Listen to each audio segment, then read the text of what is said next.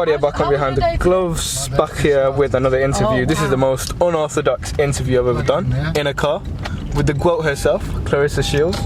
Claressa, first of all, welcome to the UK. I know you're not liking it, the weather's absolutely terrible, but how's the week been? Terrible. How's the week been so far? Week has been great. My GOAT camp has had more and more people every day. One of my fans brought me chocolate today, who was involved in the camp.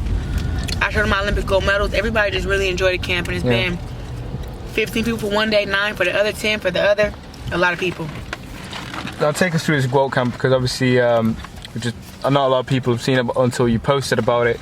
It's really diverse. I was surprised to see so many different types of people, kids, older people, men, women of all kinds, just everyone's there together, and it was a really nice environment.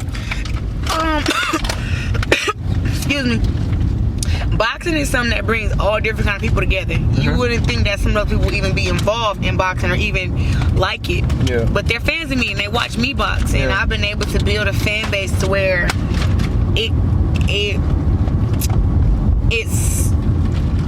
motivates younger people, older people, male, women. We actually have more men than women in the GOAT camp, which I was gonna make it just all girls. Yeah. But I know for a fact that I have a lot of male fans, and I box like a good guy fighter, so a good girl fighter. But you know what they say, you box like a man, whatever.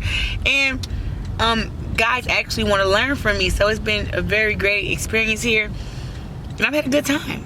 You planning to do more of the GOAT camps? So this is my first GOAT camp, and everybody in America is pretty mad because they're like, how do you take your first GOAT camp and take it to the UK? Why did you bring it to the UK actually? You know, I really just wanted to get out of town. I wanted to get out of the US, and I really couldn't figure out where I wanted to do it at in the US. Was it, Texas? Was it, LA, Vegas? I really couldn't figure out where I wanted to do the GOAT camp at. But I just really wanted to come over here, and I went to Paris earlier today, and I really just wanted to get out the country. And also I have to go to Spain tomorrow after I finish the GOAT camp 12 to 2. And go to Spain because I'm doing some Olympic commentating for the Asian Games. So I'm busy traveling with the passport. Living the life. Why not?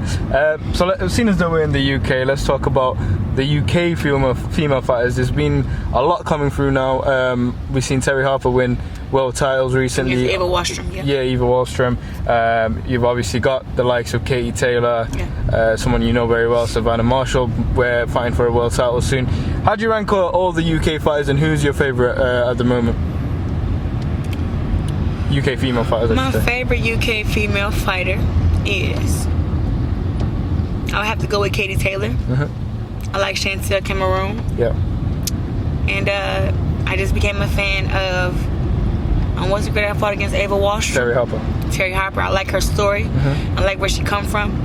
I like how she carried herself. Yeah. And she became a world champion, and she dominated Eva Wallström. And I think that Eva lost her last 2 or 3 fights to Veronica Jeffries and Melissa Saintville, but they always gave Eva the decision. But Terry Harper made sure she got the W, so I'm happy for that.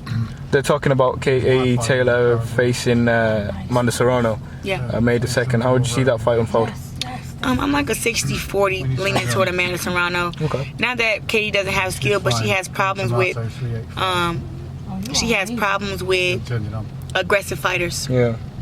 And I think that Amanda not only is aggressive, but she has good skills, and she has magnificent power where she's pulling girls out from weight classes as low as 118 as high as 140.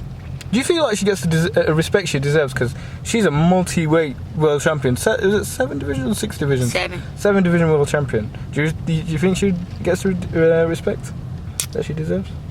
No. I honestly don't think that her or Katie gets the respect that they deserve, because Katie hasn't fought a main event yet. I can't believe that this fight. She fought one in Manchester. But it was the undercard on TV. Yeah. Which I'm saying, like, she's good enough. Her and Amanda are good enough to be the top of the bill. I don't know why is it so hard for Eddie Hearn to put White and Povetkin on the undercard of Katie Taylor and Amanda Serrano. And Katie's a 2-time division world champ, also Olympic gold medalist, and Amanda Serrano is a 7 division world champ with only 1 loss, I believe, but been undefeated for years. I mean, I just don't see why he can't do that. Yeah. Strange when you're gonna have to call Eddie and figure that one out. He's gonna see this interview and he's gonna hear me say it, so maybe he'll think about it. Like, yeah, it doesn't. Like, I seen Kate Taylor fight on the undercard of Ryan Garcia. I love Ryan Garcia, don't get me wrong, but he's not a world champion. No world champion should fight on the undercard of someone who's not a world champion. For sure. No. Alright, moving forward, talking about you. Now, the main topic that's on everyone's lips, and you're probably sick and tired of hearing the name, Leila Ali, is on the lips of everyone's been talking about it. Now, I just want to, first of all, start by saying, I read an article recently about you mentioning how she only fought soccer moms coming up. Do you think she's not left any sort of legacy behind from her career? I think that she knew that her dad was the greatest, and she kind of piggybacked off him, and boxing kind of let her do that. Yeah. And really used her for views and stuff like that, but she never fought against any of the... Can you cut that dinging off?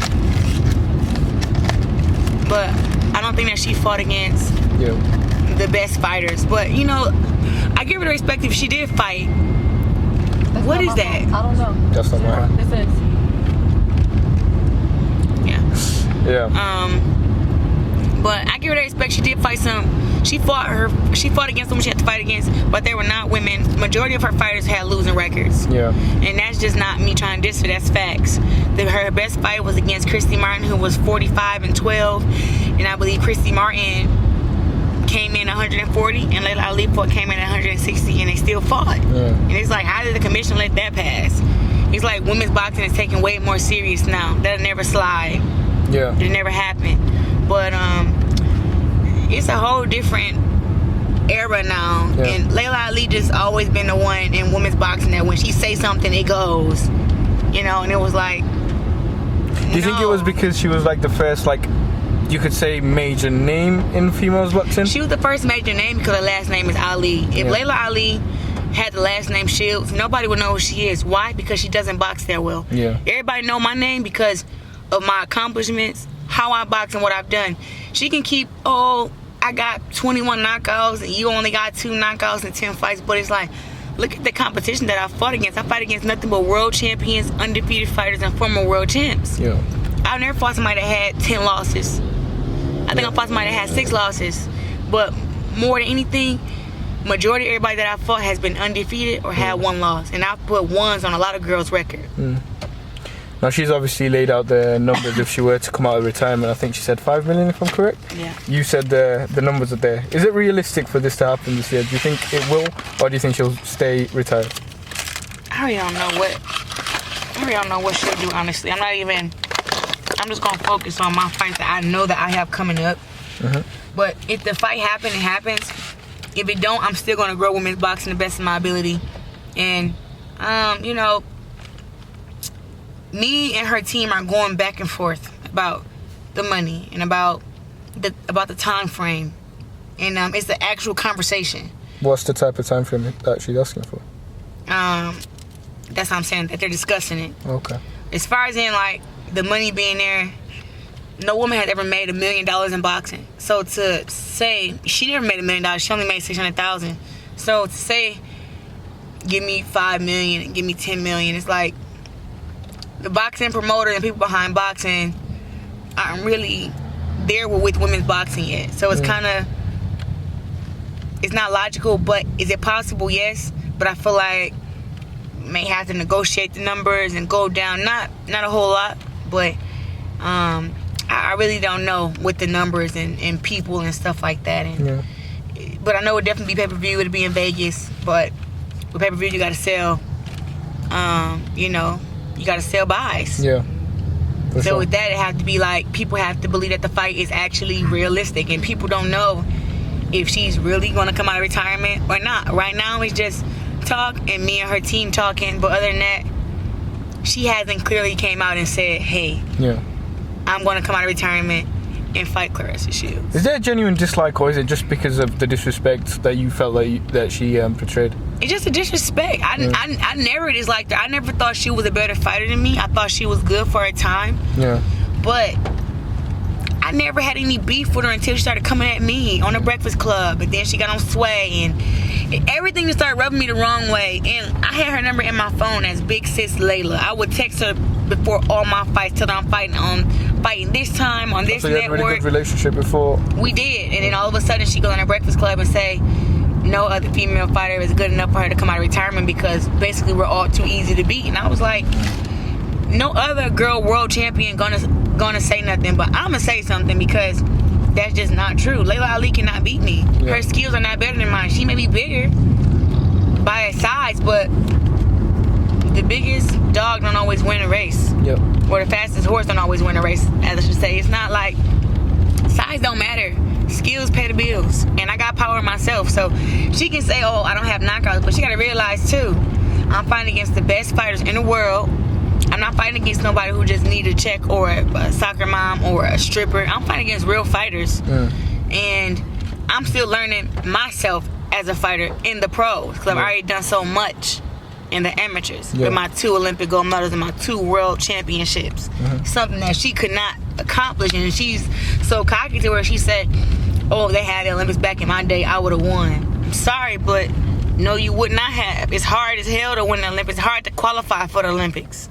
It's not easy, but she thinks she want to compare herself to every other woman fighter and just put herself as the best. And it's like, I don't even think that she feels she's the best. Yeah. How? And you didn't fight Ann Wolf. How can you feel that way? Let's talk about your next fight and the realistic one. Did I hear you say May the 9th? Is it? May 9th. So who is it and what's it looking like? Where is I can't tell you who it is, but they're going to announce it. Oh, okay. But May the 9th? But it is against a world champion. Okay. At 154. And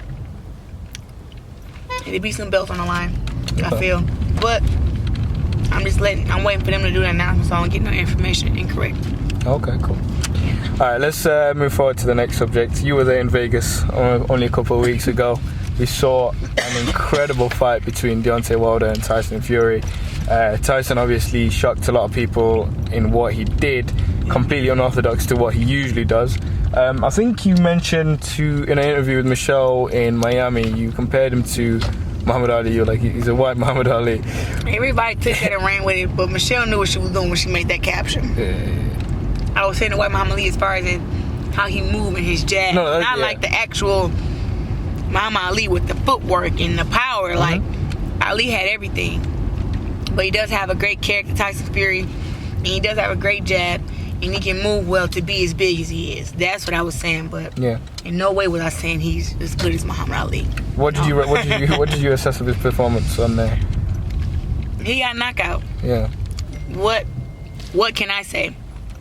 I will say that the first knockdown came from a shot behind the head. Him and his teammate acknowledged that. Now, even though Tyson Fury did not do it on purpose, it's still illegal. Yeah. And it should have been the proper precaution for Deontay Wilder to recover because recovering from a behind the head shot is not easy to recover from. Yeah, we've seen that before, obviously. You know, if you hit somebody low in the balls and you don't do it on purpose and they still go down, it's not going to count as a knockdown. It's going to be, you get 5 minutes to recover. Rather you did it on purpose or on accident, you still hit the person low. And that behind the head shot did happen from Tyson Fury. And Deontay Wilder wasn't able to recover. He came out second round, still had no balance, still equilibrium knocked off. He couldn't recover. But he got his time to recover in the corner. He tried, but he came back out there. I think Tyson Fury had a really good game plan. He kind of was choking Deontay Wilder sometimes. He went to the body. And I also can say I don't think it was the Deontay Wilder that I know. He didn't look strong at all to me. And to me, he's the epitome of a strong black man in America to me. He's 41-0, 39 knockouts, well 41-1-1 now. But this dude knocked out 39 guys. He's knocked down everyone. He's knocked down everyone he's faced in the ring. Everybody, and it's like he didn't look like that to me. So I don't know if it was the suit. I don't know if it was just the week of the fight, but something definitely wasn't right with him. He was drained. But Tyson Fury, he did his job. He got the W.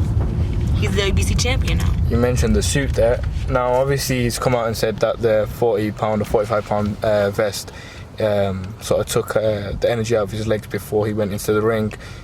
the topic on a lot of people's lips is that he wears heavy suits every time he goes into the ring. What did you make of the comment? Do you think it's true? Me and Deontay Wilder have the same designer for our clothes. Mm-hmm. His last suit that he wore was white and gold against Tyson Fury. Yeah. It was not heavy like that. Yeah. The new one he wore basically had lights to where the lights can pop out. It's supposed to be black and it's supposed to shine bright. His uniform like a freaking lights come out his uniform. And what people don't understand is Deontay Wilder's dressing room was in the basement. Yeah. So he walked up from his dressing room, up the stairs. Yeah. Tyson Fury had 2 walkout songs. Yeah. He had Free From Desire. Yeah. And then he had the song Crazy. Yeah. You gonna look at the times on them yourself. Yeah. One's 5 minutes, 4 minutes, and the other one is 6. Yeah. So now he had to walk up steps. He's waiting on the steps to where he can do his walkout, still in his 45 pounds vest. And then he has to walk to the ring. And his ring walk was long also. Yeah. So I don't think it was a complete excuse, but people gotta understand when you're getting ready for a fight, you're not gonna wear a vest before you fight. You may do it in practice, you may train or whatever the case may be, but you want to do it before you're gonna get in the ring and go for a 12-round fight. It's just not smart. He didn't realize it. Why? Too much adrenaline, too much stuff going on for him to even pay attention to that. Yeah. And you know, people say, oh, he just took the loss and said, hey, the better man won tonight. But why would he say that if you don't feel that it's true? Yeah. Now, if there's a possible thing of them clashing again in July, with both fights happening already, Wilder knocking him down, Tyson getting up in the first fight, Tyson getting a stoppage in the second one, how does the third one play out in your mind? I'm gonna roll with Wilder. Yeah. Why? Tyson Fury did a great job, but I just can't go against power. Yeah.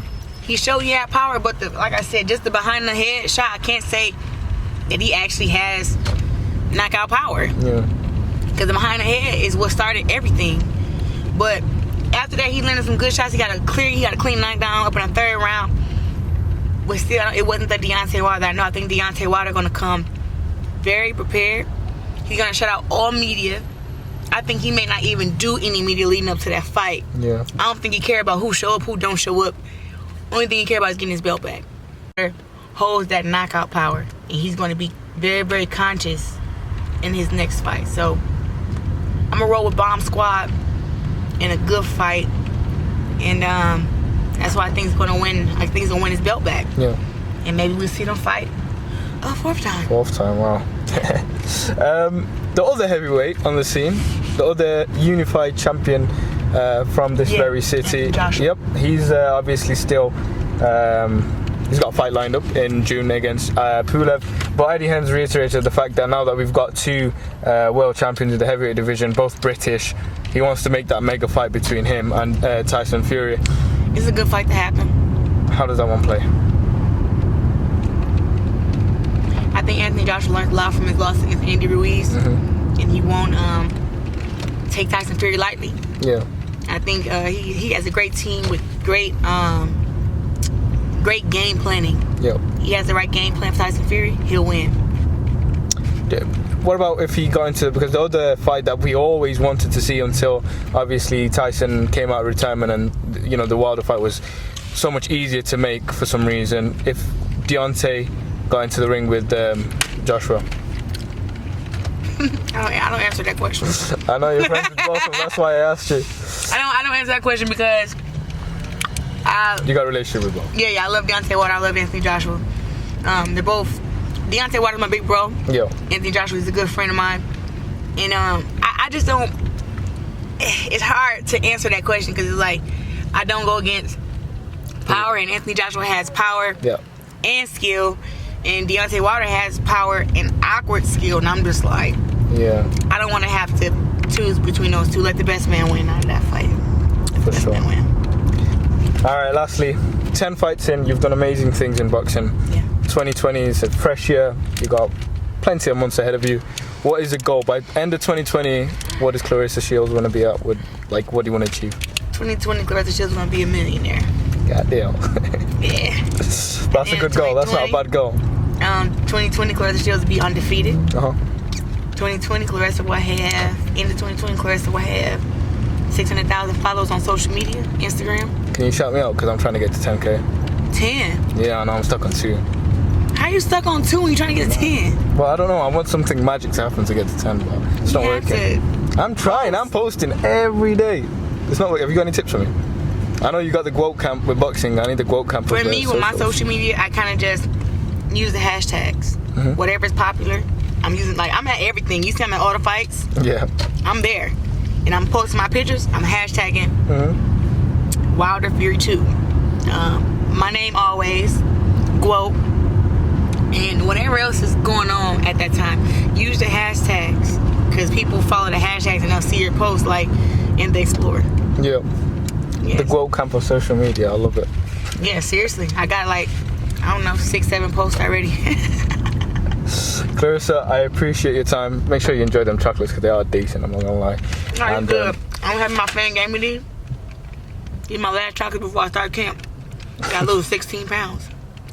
You deserve it. Enjoy it. As always, thank you very much and all the best in 2020. Hey Fight fans, it's Michelle Joy Phelps. If you haven't already subscribed to my YouTube channel, make sure you go ahead and do so by clicking the icon right here and also hit the bell button so that you can get alerts every time we upload a new video.